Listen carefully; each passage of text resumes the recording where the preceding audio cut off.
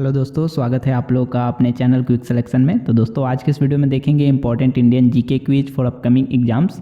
अगर आप किसी भी कॉम्पिटिटिव एग्जाम्स की तैयारी करते हैं जिसमें जीके पूछा जाता है तो यह वीडियो आपके लिए उपयोगी है। प्लीज़ वीडियो को लास्ट तक देखिएगा। इसमें जितने भी प्रश्न लिए गए हैं वो विभिन्न प्रकार के एग्जामों में पूछे गए हैं। और वीडियो अच्छा लगता है वीडियो को लाइक कर दीजिएगा। तो चलिए स्टार्ट करते हैं आज के क्लास को। पहला प्रश्न है आपके सामने, मानव शरीर का सबसे बड़ा अंग कौन सा है?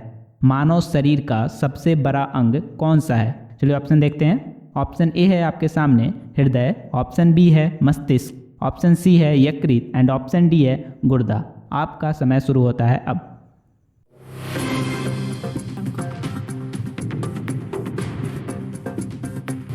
Time up. तो चलिए जानते हैं इसका सही आंसर। इसका सही आंसर होगा यकृत। ठीक है, मानव शरीर का सबसे बड़ा अंग कौन सा है? यकृत है। आगे बढ़े। अगला क्वेश्चन है आपके सामने, वाहनों के अग्रदीपों यानी कि हेडलाइटों में किस प्रकार का दर्पण इस्तेमाल होता है? वाहनों के अग्रदीपों यानी कि हेडलाइटों में किस प्रकार का दर्पण इस्तेमाल होता है? चलिए ऑप्शन देखते हैं। ऑप्शन ए है आपके सामने समतल दर्पण, ऑप्शन बी है अवतल दर्पण, ऑप्शन सी है उत्तल दर्पण एंड ऑप्शन डी है परवलयिक दर्पण। आपका समय शुरू होता है अब।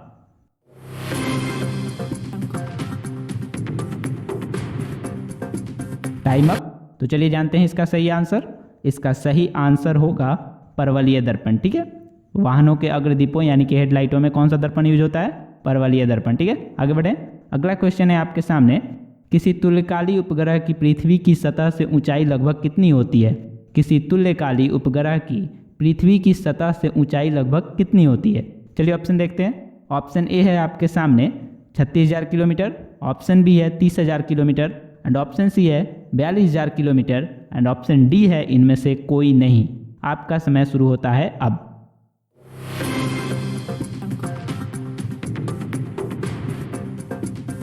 Time up. तो चलिए जानते हैं इसका सही आंसर। इसका सही आंसर होगा 36,000 किलोमीटर। ठीक है, किसी तुल्यकाली उपग्रह की पृथ्वी सतह से ऊंचाई कितनी होती है? 36,000 किलोमीटर। ठीक है, आगे बढ़े। अगला क्वेश्चन है आपके सामने, उस विटामिन का नाम बताइए जो किसी भी मांसाहारी भोजन में नहीं मिलता है। उस विटामिन का नाम बताइए जो किसी भी मांसाहारी भोजन में नहीं मिलता। तो चलिए ऑप्शन देखते हैं पहले। ऑप्शन ए है आपके सामने विटामिन B12, ऑप्शन बी है विटामिन सी, ऑप्शन सी है vitamin D and option D है विटामिन के। आपका समय शुरू होता है अब।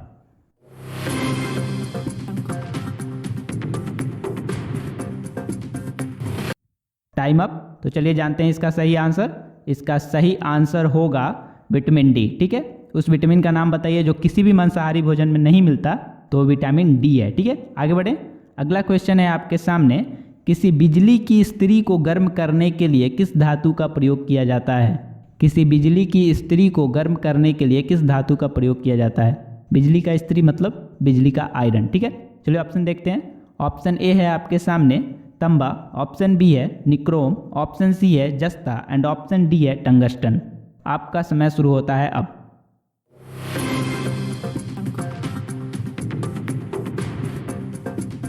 Time up. तो चलिए जानते हैं इसका सही आंसर।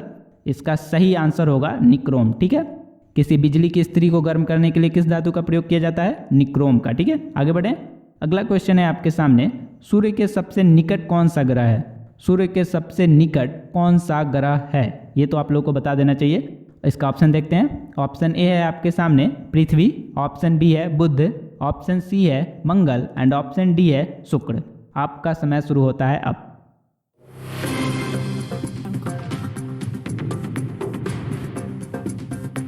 Time up. तो चलिए जानते हैं इसका सही आंसर। इसका सही आंसर होगा बुध। ठीक है, सूर्य के सबसे निकट कौन सा ग्रह है? बुध ग्रह है। ठीक है, आगे बढ़ें। अगला क्वेश्चन है आपके सामने, यूरेनियम विखंडन की सतत प्रक्रिया को जारी रखने में किस कण की जरूरत होती है?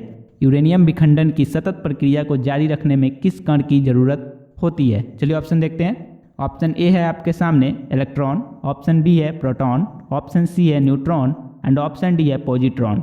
आपका समय शुरू होता है अब।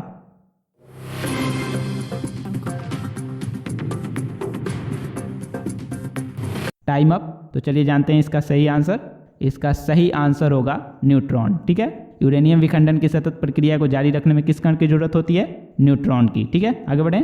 अगला क्वेश्चन है आपके सामने, नेहरू ट्रॉफी किस खेल से संबंधित है? नेहरू ट्रॉफी किस खेल से संबंधित है? ठीक है। ऑप्शन देखते हैं। ऑप्शन ए है आपके सामने हॉकी, ऑप्शन बी है फुटबॉल, ऑप्शन सी है कबड्डी एंड ऑप्शन डी है टेबल टेनिस। आपका समय शुरू होता है अब।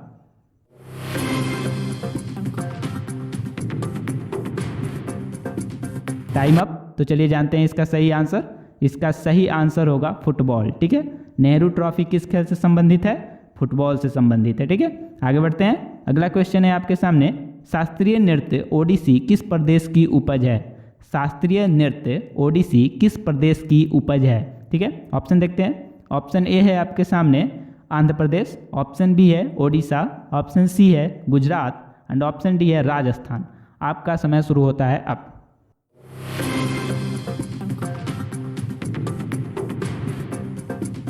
Time up. तो चलिए जानते हैं इसका सही आंसर।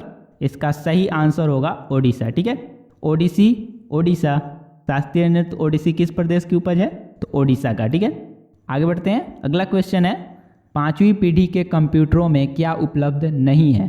पांचवी पीढ़ी के कंप्यूटरों में क्या उपलब्ध नहीं है? चलिए ऑप्शन देखते हैं। ऑप्शन ए है आपके सामने बोली की पहचान, ऑप्शन बी है कृत्रिम बौद्धिकता, ऑप्शन सी है अत्यधिक एकीकरण एंड ऑप्शन डी है निर्वात ट्यूब। आपका समय शुरू होता है अब।